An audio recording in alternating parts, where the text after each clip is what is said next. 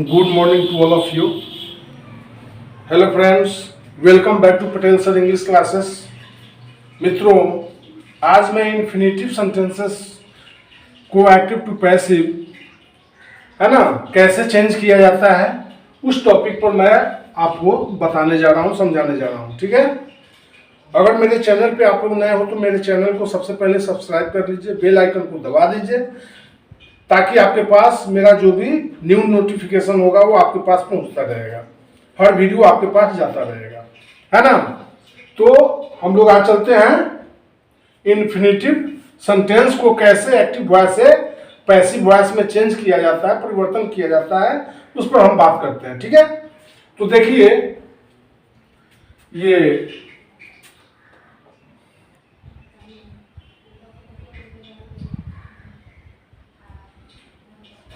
चौदहवां या 15वां वॉइस होगा, है ना। Passive voice of infinitive sentences, infinitive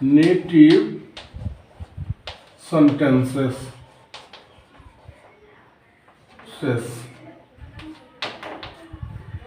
तो हम जानते हैं इन्फिनेटिव सेंटेंस पहले किसे कहते हैं, पहले उसे समझना होगा। ठीक है ना। क्या है इन्फिनेटिव सेंटेंस? तो सब्जेक्ट के बाद ऑक्सिलियरी वर्ब या हेल्पिंग वर्ब जो भी कहिए, जो आता है उसके बाद टू का प्रयोग करते हैं, है ना। उसके बाद V1 आता है। जब भी टू आएगा तो उसके बाद V1 आएगा। जैसे यहां देखिए, He is to do it। ठीक है। He is to do it, वही से करने वाला है। तो ये इन्फिनेटिव सेंटेंस है, समझ रहे हैं ना। हेल्पिंग वर्ब के बाद टू आया, उसके बाद भी बनाया। जैसे I have to go there। I have to go there, मुझे वहां जाना पड़ता है या मुझे वहां जाना है ना। तो मॉडल वर्ब के बाद टू आया, उसके बाद भी बनाया। तो ये इन्फिनेटिव सेंटेंस है। नेक्स्ट सेंटेंस देखिए, we were to do it, हम लोग इसे करने वाले थे। तो मॉडल ऑफ हेल्पिंग वर्ब है या इसको ऑक्सिलियरी वर्ब कहते हैं। उसके बाद टू आया तो भी बनाया, उसके बाद ऑब्जेक्ट आता है। समझ रहे हैं ना। कोई और सेंटेंस देखिए, you had to take the examination। ठीक है। you had to take the examination, आपको परीक्षा देना पड़ा। ठीक है। तो यहां हेल्पिंग वर्ब है या इसको ऑक्सिलियरी वर्ब भी कहते हैं, हैड को। उसके बाद टू है, V1 है, उसके बाद ऑब्जेक्ट है। तो समझ गए कि जिस सेंटेंस में ऑक्सिलियरी वर्ब या हेल्पिंग वर्ब के बाद टू का प्रयोग होता है तो उसके बाद V1 का प्रयोग करते हैं, वर्ब का पहला रूप लगता है प्रिंसिपल वर्ब का, तो वैसे सेंटेंस को हम क्या कहते हैं? इन्फिनेटिव सेंटेंसेस कहते हैं। समझ गए। अब ऐसे वाक्यों को एक्टिव से पैसिव में कैसे चेंज करते हैं, आइए हम लोग समझते हैं। ठीक है ना। देखिए, तो सबसे पहले टेंस पर जो भी लिखा है वॉइस, एक्टिव वॉइस का ऑब्जेक्ट पैसिव वॉइस के सब्जेक्ट के स्थान पर आ जाता है। Passive voice of infinitive sentences. तो एक पॉइंट नंबर 1 क्या करते हैं, सबसे पहले ए बी के एक्टिव वॉइस के ऑब्जेक्ट को, है ना, ऑब्जेक्ट को पैसिव वॉइस पीबी के सब्जेक्ट के स्थान पर, सब्जेक्ट के स्थान पर रख देते हैं। ठीक है, रख देते हैं। 2 नंबर में देखिए, तब ऑब्जेक्टिव वॉइस में हेल्पिंग वर्ब आएगा ऑक्सिलरी वर्ब, उसे यहां हम रखेंगे, है ना, सब्जेक्ट के अनुसार। अगर सब्जेक्ट सिंगुलर होगा तो सिंगुलर वर्ब रखेंगे, प्लूरल होगा तो प्लूरल वर्ब रखेंगे। तब हेल्पिंग वर्ब का प्रयोग करते हैं, हेल्पिंग वर्ब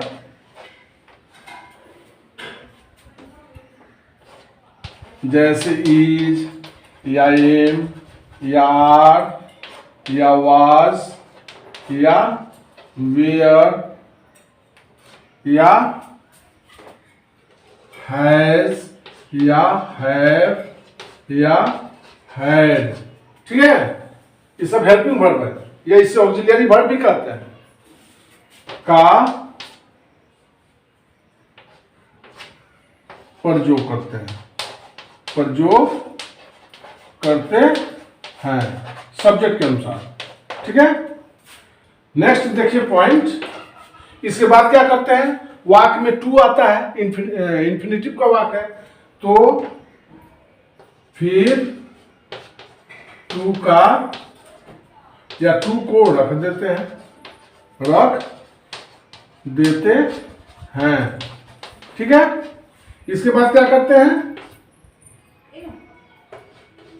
तब टू के बाद बी का प्रयोग किया जाता है। जब हम इसे इंफिनिटिव सेंटेंसेस को पैसिव में चेंज करते हैं तो टू के बाद क्या करते हैं, बी को रख देते हैं या बी का प्रयोग करते हैं, बी का प्रयोग करते हैं, ठीक है ना, समझ रहे हैं। अगला पॉइंट देखिए,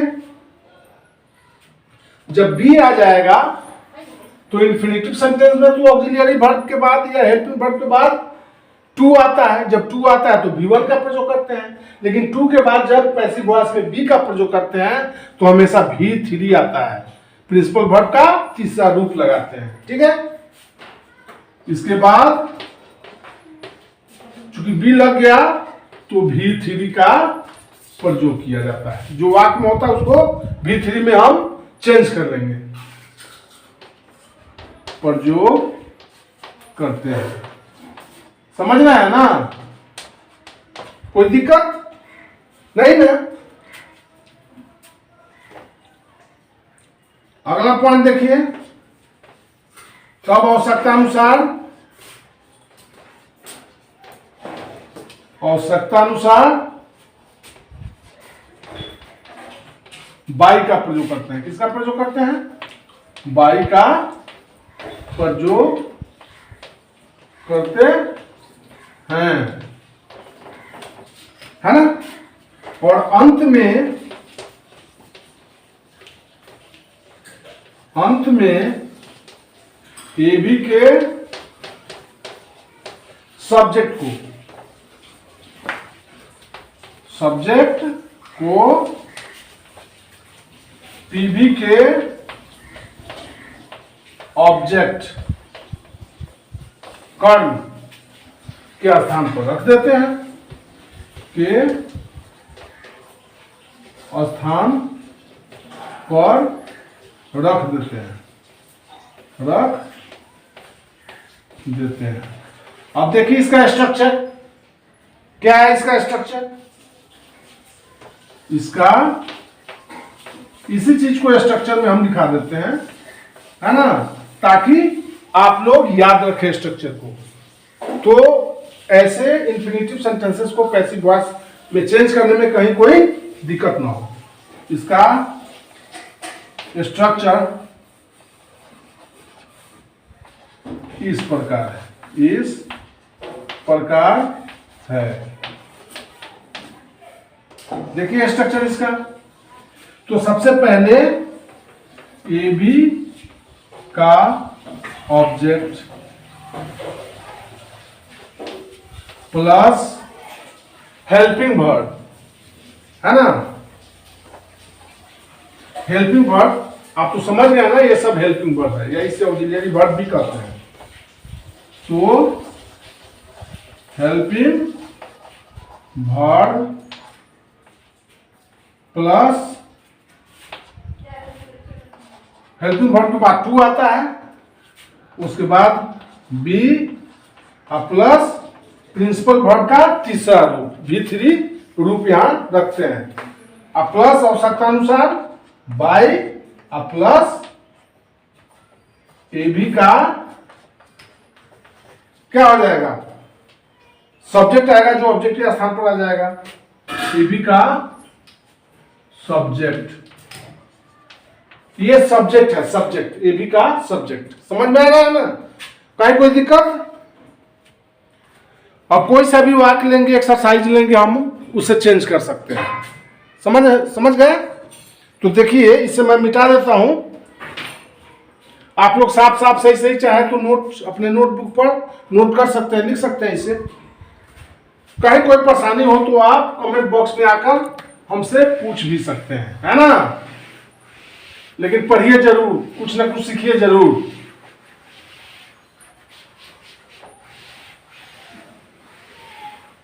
सेवेंथ क्लास से लेकर इंटरमीडिएट स्टूडेंट्स या कॉम्पिटिटिव बैच वाले स्टूडेंट्स सब किसी को, है ना, ये वॉइस का जो स्ट्रक्चर मैं बता रहा हूं या जितना वॉइस पढ़ाया हूं सबके लिए अनिवार्य है।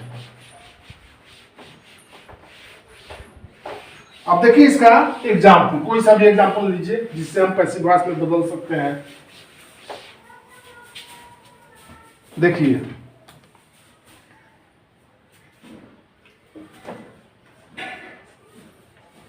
you had to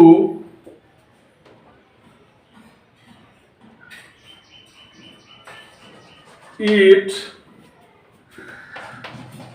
this stale bread। ये भी का वाक्य है। क्या हिंदी मीनिंग हुआ इसका? You had to eat this stale bread. आपको यह बासी रोटी खानी पड़ी, है ना, इसका हिंदी मीनिंग हुआ। तो इसे जब हम पैसिव में चेंज करेंगे तो ऑब्जेक्ट जो है क्या है, दिस स्टेल ब्रेड, जो पैसिव वॉइस के सब्जेक्ट के स्थान पर आएगा, यही आएगा ना। तो क्या हो जाएगा, दिस स्टेल ब्रेड। अब यहां हेल्पिंग वर्ब जो भी है उसे रख देंगे, हैड, उसके बाद टू के बाद बी को रखते हैं, बी का प्रयोग करते हैं। अब इसका V3 रूप, चूंकि बी आ गया तो ईट का V3 रूप को रखेंगे तो ईटेन हो जाएगा। समझ गए, है ना। और यू है सब्जेक्ट तो बाई का प्रयोग हम करेंगे, बाई यू। ये पैसिव वॉइस का वाक्य हुआ। इसका हिंदी मीनिंग क्या होगा, आप चाहे तो लिख सकते हैं, this stale bread had to be eaten by you. आपके द्वारा इस बासी रोटी को खानी पड़ी, है ना। अब हिंदी सेंटेंस में नहीं दिखा रहा हूं चूंकि स्पेस कम है और वीडियो भी काफी लंबा हो जाएगा, इसलिए मैं बोल रहा हूं, आप सुनकर भी लिख सकते हैं। इस बासी रोटी को आपके द्वारा इस बासी रोटी को खाना पड़ा। ठीक है, ये पैसिव वॉइस का वाक्य हो गया। अगला कोई इंफिनिटिव सेंटेंस लेते हैं। I have to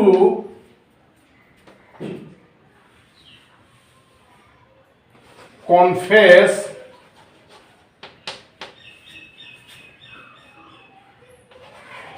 my guilt. ए भी का वाक्य है एक्टिव वॉइस का। I have to confess my guilt, है ना, मुझे अपना दोष कबूल करना है, मुझे अपना दोष कबूल करना है, एक्टिव वॉइस का वाक्य है। जब इसे पैसिव में चेंज करेंगे तो क्या हो जाएगा, माई गिल्ट ऑब्जेक्ट है जो सब्जेक्ट के स्थान पर आएगा, माई गिल्ट। और माई गिल्ट के साथ हैव नहीं होगा, ऑक्सिलियरी वर्ब, है ना, ये थर्ड पर्सन का सिंगुलर है तो क्या होगा, हैज होगा। अब चूंकि पैसिव वॉइस का सब्जेक्ट के अनुसार ऑक्सिलियरी वर्ब का यूज करते हैं, है ना, तो हैज होगा, उसके बाद टू होगा, टू के बाद बी का प्रयोग करेंगे और कन्फेस दोष कबूल करना, तो इसका V3 रूप हम चेंज कर लेंगे, क्या होगा, कन्फेस्ड।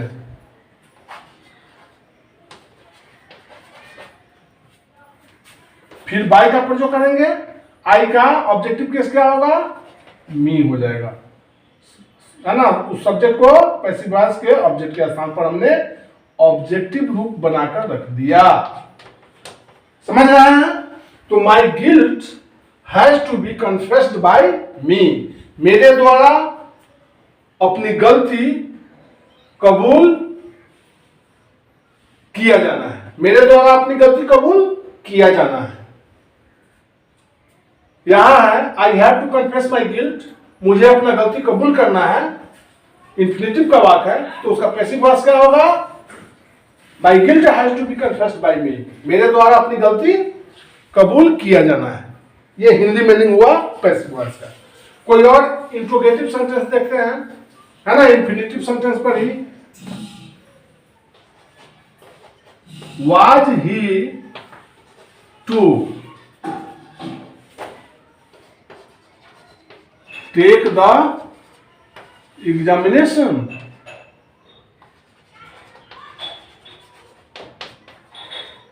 साइन ऑफ इंट्रोगेशन, ये भी का वाक्य है एक्टिव वॉइस का। Was he to take the examination? क्या वह परीक्षा, क्या उसे परीक्षा देना है,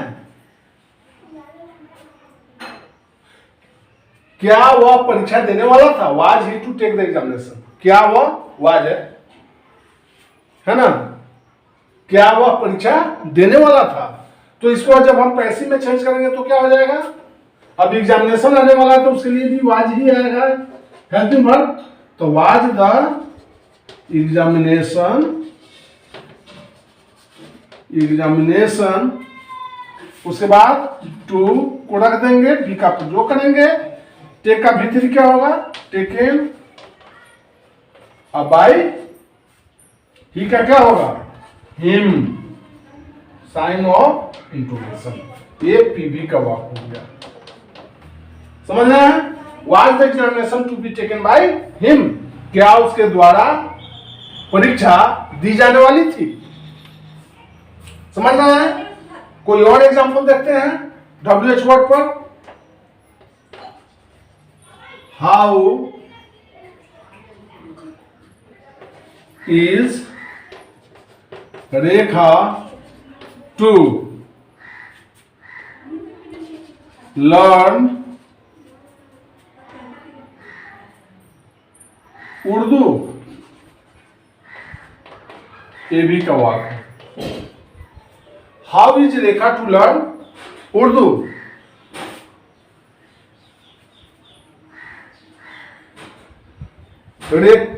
रेखा को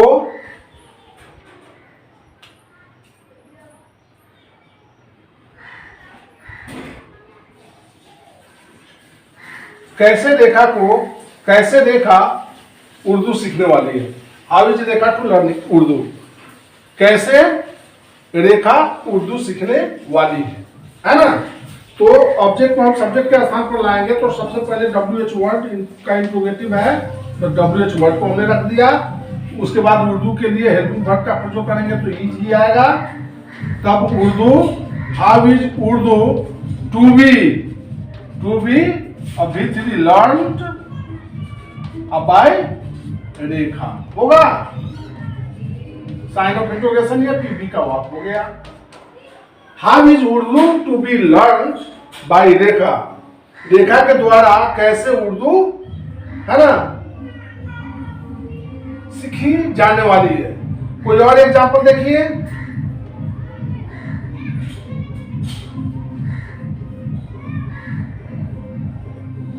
this dog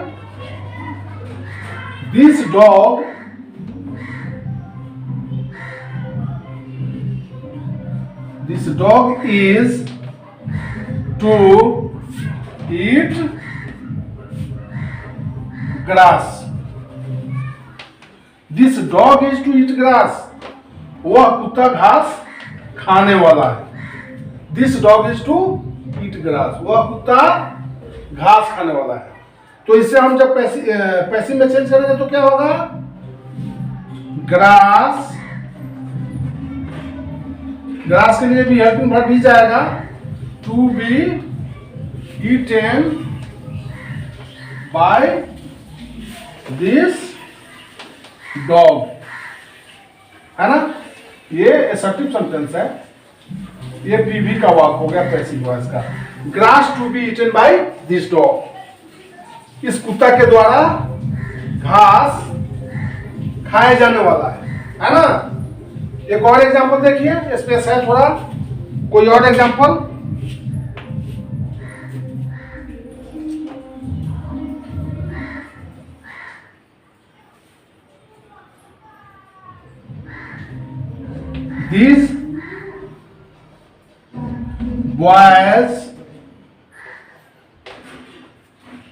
These boys were to play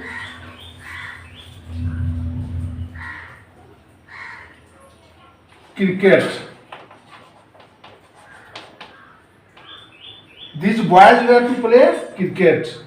ये ए भी का वाक हो गया।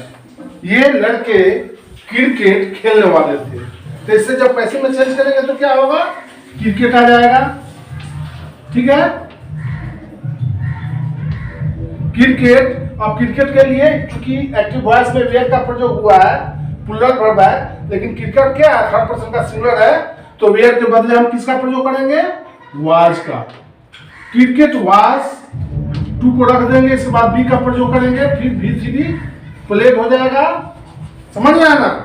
Cricket was to be played by these boys, ये पीवी का वाक हो गया पैसिव वॉइस का। क्रिकेट इन लड़कों के द्वारा खेला जाने वाला था, है ना। तो इस तरह से हम इन्फिनेटिव सेंटेंसेस को एक्टिव से पैसिव में चेंज करते हैं। समझ गए।